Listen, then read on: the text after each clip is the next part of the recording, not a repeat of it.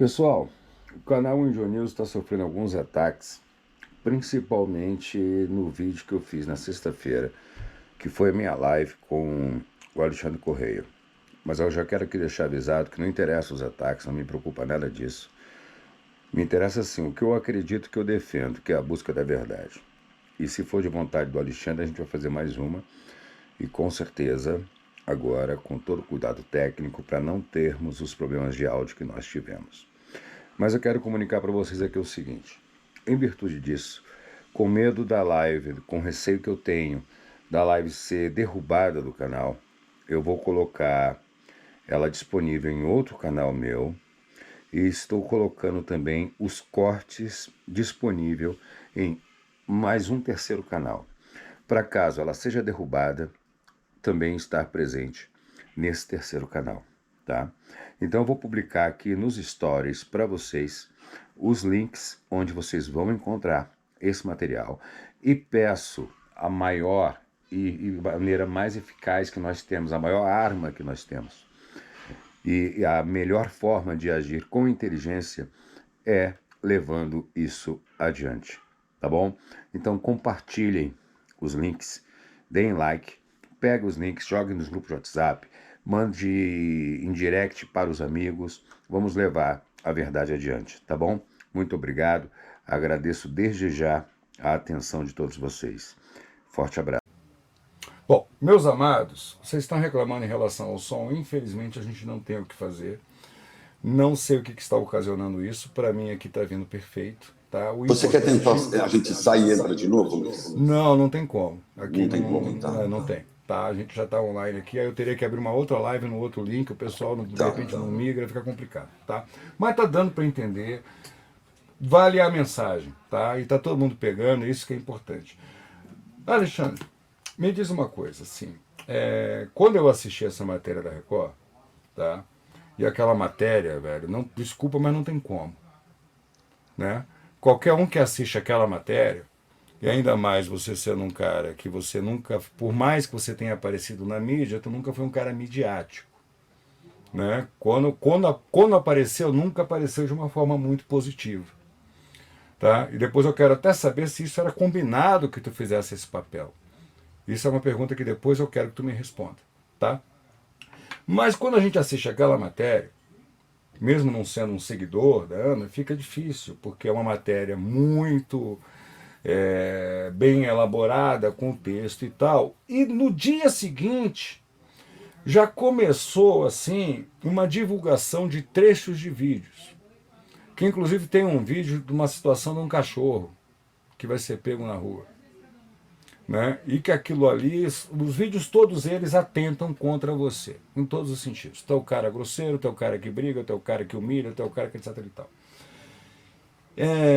E depois eu fui saber que isso fazia parte de um reality. Desculpa não ter conhecimento, não ter acompanhado na época, mas como eu já disse, não era, né, o que eu seguia. E eu vi o filtrinho mostrando que houve assim uma manipulação na edição desses vídeos para serem jogados exatamente nas redes. Como é que era essa situação desse reality? Era combinado você fazer esse papel? Você tinha que ser o cara grosseiro ou não? Você é realmente bronco assim no dia a dia e quem está mais próximo entende que é o teu jeito mesmo carinhoso de ser sendo bruto? Como é que é isso aí? Tá. O canal da Ana Hickman foi concebido pela própria Ana, por mim e pela gente Cláudia. A primeira, pela ordem, a Ana não gostaria de fazer o canal, relutou muito, acabou fazendo e o canal foi um sucesso. Então havia três situações dentro de casa. Primeiro foi a construção de um lago, depois uma reforma do jardim e uma construção de uma casinha na água. Coisas muito, muito bacanas, muito grandiosas, muito inovadoras e que foram subsidiadas pela divulgação do canal. É onde havia o papel do Alexandre Ranzinza, o Reclamão, o Pão Duro e tudo mais. Então tudo isso foi exaustivamente combinado. E, óbvio, a Ana sabe muito bem disso, e os áudios divulgados pelo Ricardo Filtrin também delatam isso. Né? O que me deixou também impressionado, dentre tantas atitudes que a Ana tomou desde o dia 11 de novembro, foi que a Ana usou isso contra mim para dizer que eu já era grosso de uma coisa que foi combinado e ela acabou sendo. A mentira dela foi deflagrada através dos áudios que nós fornecemos e juntamos no processo. Então, aquilo foi uma coisa tão covarde, tão baixa, que o único culpado disso tudo sou eu, Luiz. Porque, na verdade, eu me prestei aquele papel ridículo, que eu não precisava ter feito aquilo, para favorecer o canal da Ana, e eu ainda tive aquilo usado contra mim. Então, é ser muito otário, é ser muito burro. Eu sou realmente uma vergonha para a raça masculina, porque aquilo foi demais para minha cabeça, mas eu tinha que passar por aquilo para pagar pela minha burrice. Da Ana ter usado, hoje eu sei muito bem qual é a índole da Ana. A índole da Ana está muito clara para mim, mas respondendo a sua pergunta de maneira objetiva, tudo aquilo era absolutamente e foi combinado. Até a situação do cachorro. Não, o cachorro foi um acaso, nós saímos do Tauá da Sorte. Ao entrar na rodovia, olhou o ponto do ônibus, eu avistei o cachorro, peguei o celular, comecei a filmar, tinha uma pessoa com a gente, que era da retaguarda da área de assessoria de imprensa, a Thaís. A Ana pegou, a Ana sempre foi de resgatar animais e tudo mais. Ela foi lá, resgatou o cachorro e levou o cachorro, entendeu? E na época eu fui contra, porque já tínhamos uma quantidade de cachorro enorme dentro de casa. Cachorro não é autossuficiente, né? Cachorro demanda custo, manejo e cuidado. Mas a Ana, na condição de provedora dos recursos da casa, e eu, meio dela, proveu os recursos até então, aquele dia 11, ela decidiu pegar o cachorro e levar o cachorro, entendeu? E lá o cachorro seguiu sua vida de rei lá dentro de casa. Simples assim, né? E ela usou aquela situação do cachorro porque no dia do ocorrido ela atiçou o cachorro contra mim. Seria, no mínimo, patética a situação se não fosse triste demais, mas foi o que aconteceu. E jornalistas, a exemplo do que eu já citei algumas vezes aqui, um famoso jornalista que conspirou para a minha destruição, fez questão de divulgar aquele vídeo como se eu, além de tudo, fosse o malfeitor do cachorrinho de rua. Uma coisa assim, não dá nem para classificar aquilo. Que foi o que ficou. Eu vou fazer um teste aqui de ficar fechando meu microfone enquanto você fala para ver se melhora, porque a gente ele está pelo celular, e pelo celular esse aplicativo tem uma limitação de volume, que o pessoal está sugerindo que você diminuísse o teu volume. Tá, vamos ver. Mas não sei se vai resolver. Melhorou? Me diz uma coisa. Para mim tá ótimo aqui. O pessoal tá reclamando. Desse pessoal aí se melhorou. Depois vocês dão um retorno aí no chat se melhorou, tá, gente? Alexandre, assim, me tira uma dúvida aí. A questão é a seguinte: eu quero deixar bem claro que eu discordo de você em algumas coisas que você fala no sentido eu fui burro, até dessas... Luiz, desculpa te interromper. Eu posso tentar tirar o fone e ver se melhora? Pode. Vamos tentar aqui. Tenta. Vamos.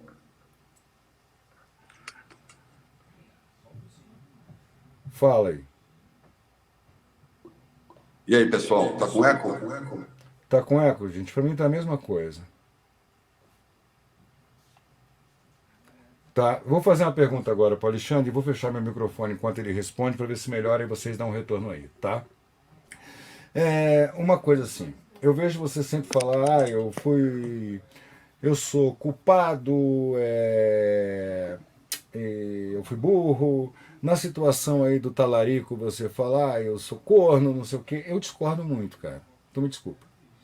Porque, em primeiro lugar, na minha opinião, tá? Corno é aquele cara que sabe. Corno é aquele cara, entendeu? Que faz vista grossa. Para mim, na minha opinião, você não é corno, você é traído. É uma grande diferença, tá? Há uma grande diferença, entendeu? Entre você ser corno e você ser traído. Na minha concepção de vida, e nós somos contemporâneos, eu vou fazer 52 anos agora em outubro. Eu estou um pouquinho mais velho que você. Apesar de você estar muito melhor do que eu, né? Mas eu discordo, quando eu escuto você falar isso, eu falo, cara, eu discordo plenamente, entendeu? E é complicado a gente como homem, porque nós homens, pela nossa voz, pelo nosso porte físico, enfim, pelos nossos atributos, nós sempre temos uma imagem de vilania. Isso aí é fato. Né? Isso aí. E o próprio machismo que a gente vive e produz nos coloca nessa posição. Homem não chora, homem tem que resolver no grito, homem na porrada, homem é bruto, precisa de um homem em casa para trocar lâmpada, arrasta o móvel, não sei o quê. Só que isso tudo tem um preço. Né? Eu fui casado com uma pessoa que me agredia fisicamente. Tá? E óbvio que a gente se separou. Aí vocês vão me dizer, tá, mas por que você não deu queixa? Você, como homem, vá numa delegacia e diga que a sua mulher te bateu. Eu te desafio a fazer isso, porque eu Eu fiz. também, também. Eu fiz, e riram da minha cara. Primeira coisa que o detetive olhou para mim, o que você aprontou, rapaz? O que foi dessa vez? Então não adianta, gente. E muitas vezes a gente entra numa relação que a mulher vai lá, dá um tapa, dá um beliscão, e isso acaba muitas vezes naquele primeiro momento, até pelo machismo que a gente vive, sendo uma coisa gostosa. A baixinha é arretada, a mulher não sei o que, ela tem personalidade, a patroa dá bronca, não sei o que. A gente acaba levando aquilo de uma forma legal, né? E óbvio que na intimidade isso também traz outras vantagens, né? E que a gente vai entrando numa relação e não se dá conta, muitas vezes, que o homem também, gente, vai ser ridículo o que eu estou dizendo agora, mas é uma verdade, é vítima de agressão. Só que a gente não pode externar isso. A gente é obrigado a encarar isso como uma coisa agradável e engraçada. Eu ouvi alguns comentários e algumas matérias dizendo que você foi agredido várias vezes. Isso procede? 5 a 7. E como é que tu te sentia? Tu sentia nessa de que é legal, é a personalidade, ela é braba? Ou você se sentia já numa situação de que isso te machucava? Olha, Luiz, pelo meu histórico de atividade física e tudo mais, não é a mão da Ana Hickman ou alguma atitude da Ana Hickman corporal que vai me provocar dor que eu não possa simplesmente ignorar a dor. Tá? Sobre a condição da humilhação, aí nós temos alguns incontáveis capítulos nos últimos 3 anos que foi protagonizado gratuitamente. Né? Então, eu trocaria qualquer ordem de agressão por não ter escutado o que eu escutei. Mesmo porque a agressão física dela a mim não causaria efeito nenhum, a não ser uma dorzinha momentânea, mas o que eu escutei, eu sei muito bem o que eu passei, né? E hoje passo por outros meios. Então, a gente não esquece. A gente não esquece. E o que me deixou profundamente impressionado foi a capacidade dela ter ido ao Domingo Espetacular e ter jogado no Esmeril 25 anos de história. Eu digo que, com exceção da existência do Alexandre, do meu filho, a única coisa que eu quero dos últimos 25 anos, Luiz, juro do fundo do meu coração, é esquecer o que eu vivi. Porque pensa numa grande bobagem, numa grande perda de tempo, numa grande... É você caluniar a si próprio, entendeu? E eu, quando acabou aquela reportagem, desculpa ficar naquilo, porque aquilo foi destruidor para mim, tanto que eu já Pelo relatei, amor de Deus, de tanto que eu forma já alguma. relatei que naquele dia eu ia até atentar contra a minha própria vida, fui socorrido.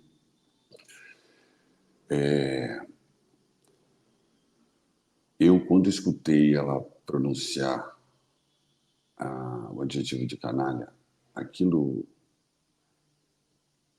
independente dos artigos que ela infringiu, da lei que ela infringiu, e a Record ter publicado aquilo de uma entrevista gravada, sendo que a Record podia ter poupado aquele pedaço, eu tive uma sensação de tempo perdido que eu não gostaria que qualquer outra pessoa sentisse.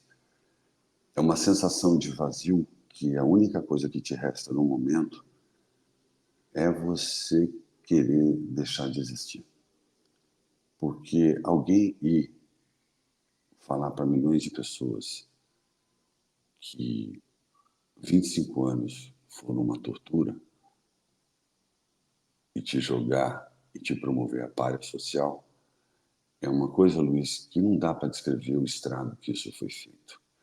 Eu tenho conversado muito com um psicólogo, o Dr. Felipe Gomes, e eu não consigo terminar de relatar, porque ele começa a perguntar e a gente que é muito limitada de inteligência começa a conversar com essas pessoas muito inteligentes, a seu exemplo também.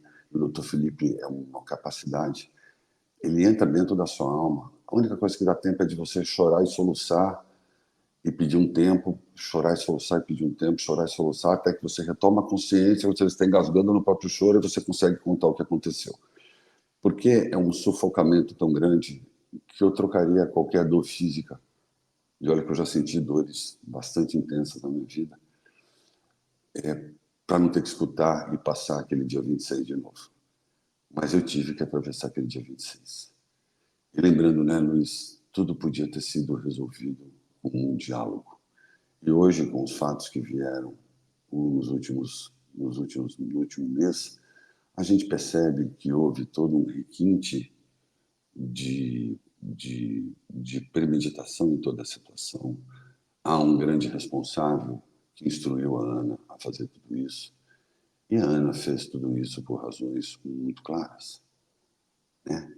A Ana estava, sim, apaixonada, deve estar ainda, acredito, né, por outro homem, e ela não teve a capacidade e a dignidade de acabar o seu casamento pelas vias normais.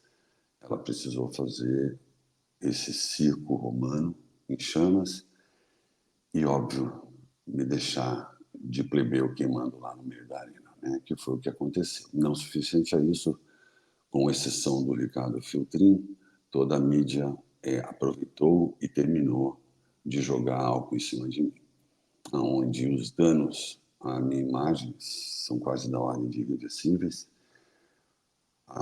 Os danos meus, os meus medos são incontáveis, mas eu não desisto de lutar e tenho tido importantes vitórias graças aos meus advogados, e graças à ajuda do Ricardo Filtrin, graças à ajuda do Pânico, porque me deu uma super força também, mas o Ricardo é um grande algoz disso, que me deu voz, que são essas vitórias que me movem dia a dia. Mas que fique claro, eu durmo destruído, acordo renovado, sigo o dia, durmo destruído, acordo renovado. E por que você dorme destruído? Porque no transcorrer do dia que você obteve algumas vitórias, você vem à sua mente as passagens do que você atravessou nesses últimos quase 5 meses. É uma coisa muito cruel tudo o que aconteceu, né, Luiz? Porque se você pensar que nada disso precisaria ter acontecido, é muito louco, para falar um português bem chulo, é muito louco tudo isso está acontecendo. Mas está. Então, de um tempo para cá, eu decidi parar de sofrer, aceitar o fato e lutar. Lutar porque eu tenho, acima de tudo, a fé. Lutar porque eu tenho um filho e pelas poucas e grandes pessoas que estão ao meu lado e não soltaram da minha mão. Eu tenho muita sorte na vida. Me sobraram 6 pessoas. E essas pessoas não soltam da minha mão. Não soltam da minha mão. É bizarro que essas pessoas representam para mim e vão representar o resto da vida. Então, É isso Rafael, que, é isso que eu ia te perguntar, porque assim, a gente não sabe quais são os nossos verdadeiros amigos quando a gente está no chão, quando a gente é duro. A gente não sabe quem são os nossos verdadeiros amigos quando a gente sobe na vida. A gente sabe quem são nossos verdadeiros amigos quando a gente sobe e cai quem continua contigo. Então você tem 6 pessoas de todo mundo que tu conhecia, que eu imagino que você vivia cercado de pessoas, né? Isso aí fazia parte até da realidade a qual você vivia.